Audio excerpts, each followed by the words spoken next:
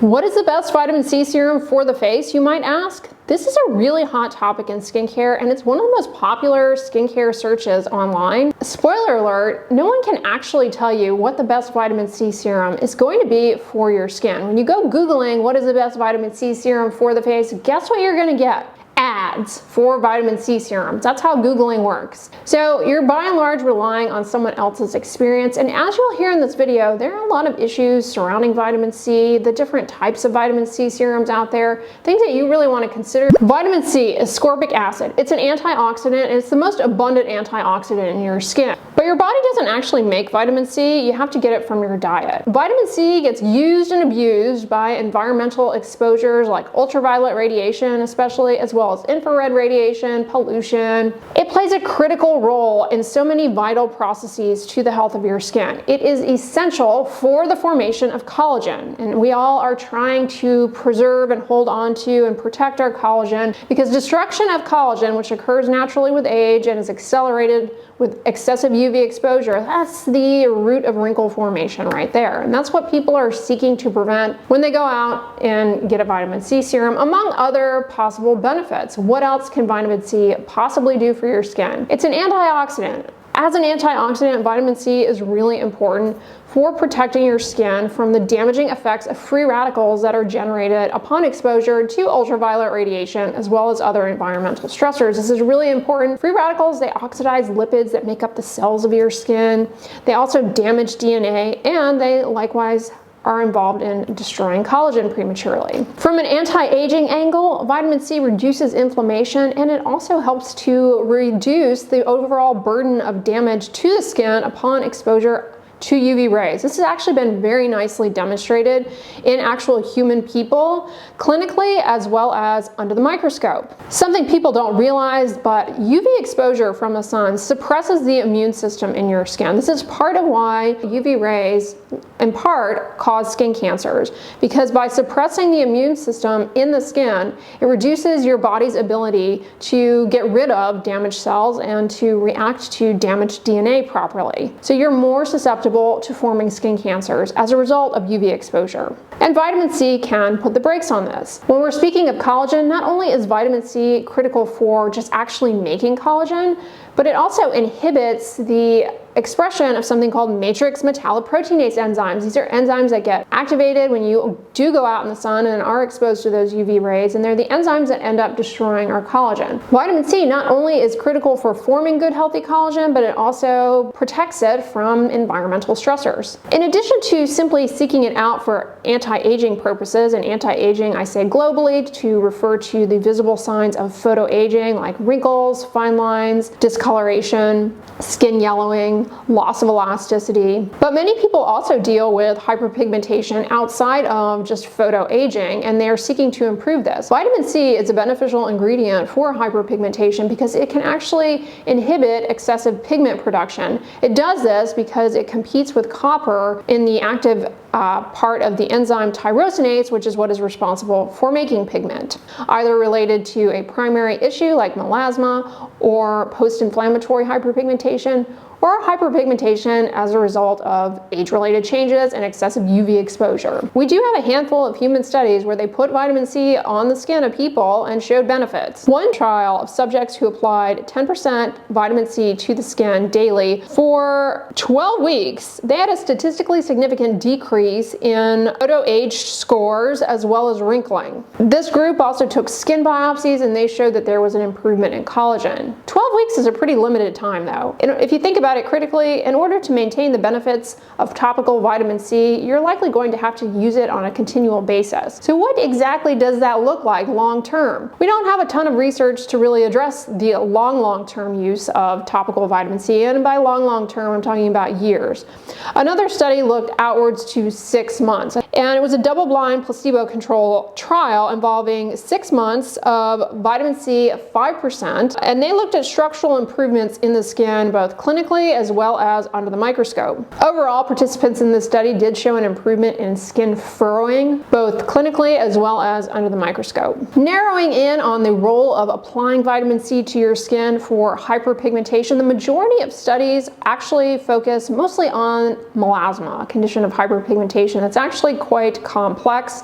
A lot of factors go into someone's melasma. It's influenced by hormones. There's an underlying vascular component, but we do know that applying vitamin C to the skin, because of its role in inhibiting that enzyme tyrosinase, it definitely can have a skin lightening benefit for melasma. An open label study of 40 patients with melasma, they had them apply 25% ascorbic acid. 25%, that's pretty high.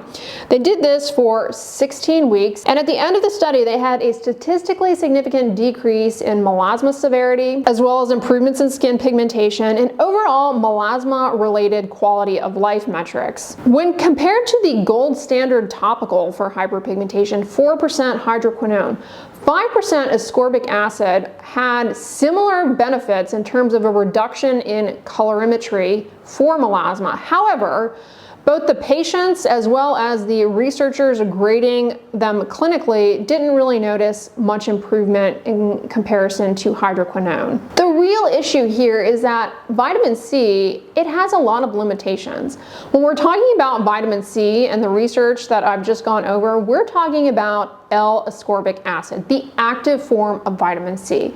Unfortunately, it's not the most stable ingredient out there. It's very unstable. It oxidizes readily upon exposure to air, to light, and it also has very poor penetration into the waxy stratum corneum because it is hydrophilic, meaning it loves water, and your skin barrier doesn't necessarily want to welcome it in with open arms. One seminal paper really showed quite nicely how to optimize L-ascorbic acid for both stability as well as penetration. By lowering the pH, you can improve skin penetration because basically it converts the ascorbic acid to a hydrophobic form, allowing for better penetration into that waxy stratum corneum. By lowering the pH to 3.5 or lower with specifically an ingredient known as ferulic acid. Ferulic acid is a ingredient that is like ascorbic acid, an antioxidant, and it helps to stabilize the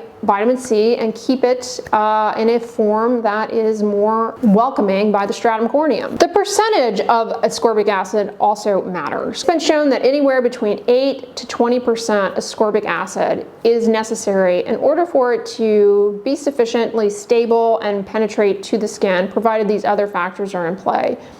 You might think that a higher percentage would be significantly better. It's really not. Like I did mention that one study used 25% ascorbic acid, but in reality, higher percentages are simply just too irritating and they're not any more effective at penetrating the skin. So for example, if you are in the store and you see a vitamin C serum and it's labeled a 30% ascorbic acid, yeah, I probably wouldn't go for that because it's unnecessarily high. It's more likely to be irritating. But you see, skincare manufacturers and their marketing teams, they're not necessarily relying on the fact that the consumer has this level of insight and knowledge into vitamin C formulations. And so they may think that a 30% vitamin C serum is better. And I'm not saying it can't work or that it won't be beneficial to you or that you won't find one that you get along with. I'm just saying that it's more likely to be irritating. And when you have all of these options, why go with that one? You get what I'm saying? The other thing that they discovered is that by adding vitamin E, specifically 1% alpha tocopherol, vitamin E, as a side note, it's an antioxidant,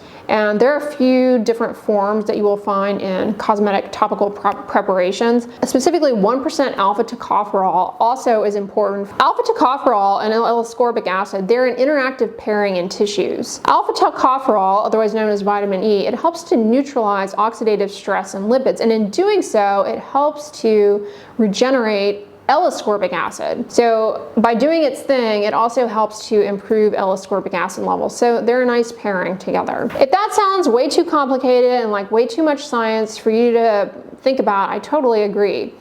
All this to say, it is a tricky ingredient to work with. Manufacturers have their hands full in order to create a product that is not only stable in the packaging, but stable once you start getting into it, that it will penetrate your skin and be effective, but not be super irritating. Oxidation of ascorbic acid is going to be accelerated by exposure to light, to heat, to air, by increases in pH, as well as to the presence of free metals. It boils down to the vitamin C serum, the CE ferulic vitamin C serum by SkinCeuticals. And this one is not inexpensive.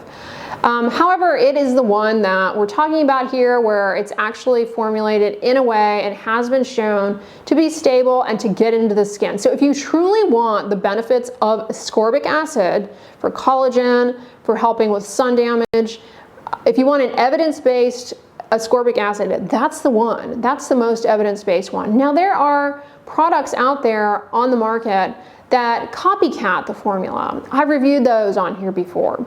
SkinCeuticals has one, Timeless has one. Just because the ingredient list is the same doesn't necessarily mean, though, that the product is going to act the same or perform the same. There are a lot of little subtle differences that can make a huge difference in the final formula. And so just looking at the ingredients overall, you can't necessarily predict if it is an effective formula. I go back to the CE ferulic all the time simply because it's the one that this paper is based off of, and it seems to be the most convincing for penetration and having a biologic effect on the skin that's both clinically obvious as well as histologically obvious. So if you want those effects, this is the product that allegedly does it. I can't truthfully say 100% that any other product out there on the market that claims to be formulated similarly does the same thing. So all that to say, it's really hard. It's really hard to truly, honestly say what is the best vitamin C serum when there are so many out there, because this is an industry where these are not drugs, right? This isn't a medication. So there's no requirement to demonstrate efficacy of the formula in a rigorous manner. And by that I mean, it's not as though vitamin C serums undergo placebo-controlled trials. So there may be a vitamin C serum out there that Susie Reviewer finds to be their holy grail best vitamin C serum, but a lot of benefits that they are observing may simply be related to either the moisturizing properties of the serum or perhaps related to the antioxidant ferulic acid in the serum. And to say for sure that it is the ascorbic acid getting in and doing all those things, it's really hard. It's really very difficult. No dermatologist or any physician out there truly has the ability to know about every single vitamin C serum on the market. It's likely that when you go to your derm and if they are recommending a vitamin C serum to you, it's one that they feel confident in, that they have some experience with, just recommending to their patients. And so, they feel confident in that. But to want to compare every vitamin C serum on the market, no one has time for that. No one has resources for that. And honestly, I mean, no one's going to be doing that because there's no way to objectively do that. Cosmetics, they're not regulated like drugs. They don't have to demonstrate these endpoints of clinical efficacy. And that's fine. And for a lot of people out there who truly just enjoy skincare and have products, I do think that the over-scientification, yes, that's a word I just made up, the over-scientification of skincare and skincare products, I think it can kind of be a bit of a drain because somebody has a product that they like, they use, they find it to be beneficial in their routine, it doesn't cause them any problems, and then they stumble upon a video like this where we're like kind of nitpicking these different ingredients and wondering like, do they even actually work? Now, ascorbic acid is the bioactive form. It's the most effective form. It's what's going to do these things that we've talked about. It's what's going to offer these benefits. But there are some vitamin C derivatives out there. There are actually a lot. However, the derivatives, which include things like magnesium ascorbyl phosphate, sodium ascorbyl phosphate, tetrahexyl decyl ascorbate, 3-O-ethyl ascorbic acid. I mean, the list goes on and on and on. These ingredients, they have to be converted in your skin to ascorbic acid in order to yield the benefits of helping with sun damage, helping with protecting the collagen and improving collagen synthesis. And it doesn't seem as though that happens to an appreciable level, and there's a lack, a dearth of good quality clinical studies on any of those forms. Now, that doesn't mean they're bad or that you're wasting your time. It just means that objectively speaking, no one's going to be able to truly tell you which, if any of those, are worth it. For me personally, vitamin C serums, they're just not worth my time. First of all, ascorbic acid serums, the ones that appear to be formulated correctly, even though the SkinCeuticals CE Ferulic, not only do I not really see much improvement personally, this is for me, I also find them to be very irritating. And then when we're talking about vitamin C serums that use the derivatives, I find that those can kind of brighten up my skin tone, but it's always very challenging to pinpoint what it is about the serum. Is it actually the vitamin C derivative? Because more often than not, they have a lot of other antioxidants ingredients that could be playing a role. Really, the point of this video is to say, okay, I believe that SkinCeuticals CE Ferulic, it's an ascorbic acid serum. I think that's the best product on the market that truly has a fighting chance to get into your skin and affect the changes that we're looking at. But that doesn't mean it's going to work out for you, or it simply may not yield results. The other thing that we don't know about vitamin C serums is who needs to actually use them anyway. Skincare marketing just markets things in a way that makes it seem as though everybody has to have it so that people will buy it. I mean, that's the goal there. In all likelihood, the situation is much different in that not everybody needs to use that ingredient. Some groups may benefit more so than others. There's even some preliminary research to suggest that ascorbic acid can help with shrinking some skin cancers.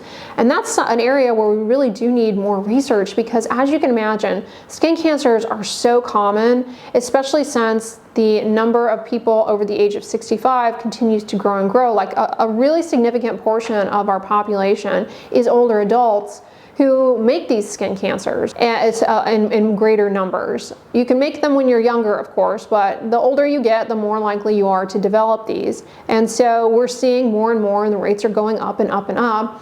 And the treatment for those is often surgical removal. It'd be great if we had something that would help shrink it first, maybe not completely get rid of the skin cancer, but shrink it in such a way so that when the surgeon goes in, they don't have as much to take out. So that would be really cool. That's why we really actually do need really good studies on L-ascorbic acid for the skin.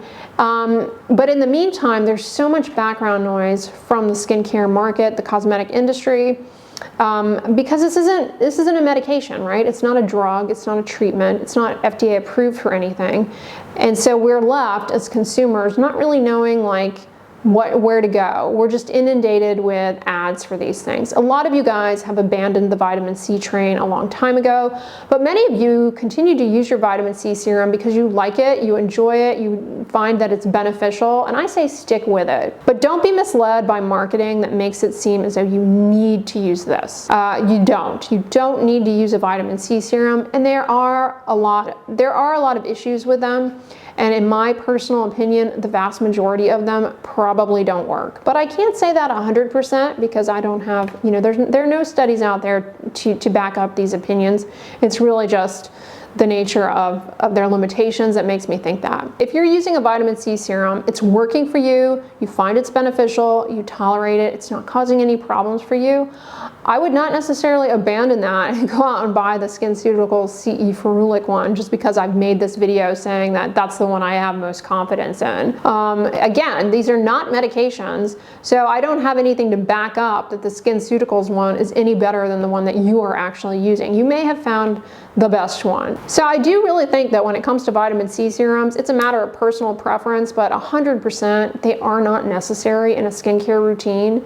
And to what extent they're going to offer any value to any one person is also very hard to predict. Even if we had the best, most perfect vitamin C serum that we knew 100% was stable, that we knew 100% got into the skin and could make these changes, we really don't have the research to say what groups benefit from it the most, and if there are any groups out there who should avoid it. Overall, it is pretty well tolerated, but it can be irritating. Now, the stabilized forms, they're a lot less irritating, but do they even convert to ascorbic acid? So what are we doing with those? All right, y'all, let me know in the comments what your favorite vitamin C serum is, if you have one. YouTube has this new shopping feature where if you click on the little shopping bag, any product that I have mentioned in here, which I think is specifically just the CE Ferulic, it should pop up. So if you want to learn more about that, you can look at it there. That little shopping bag is not an affiliate link or anything. It's just something that YouTube is piloting. So investigate that if you're interested. I thought I would point it out. But anyway, y'all, I'm gonna wrap this video up here. I hope you found it informative, enjoyable. If you liked it, give it a thumbs up, share it with your friends, and as always, don't forget, sunscreen and subscribe. I'll talk to you guys tomorrow. Bye.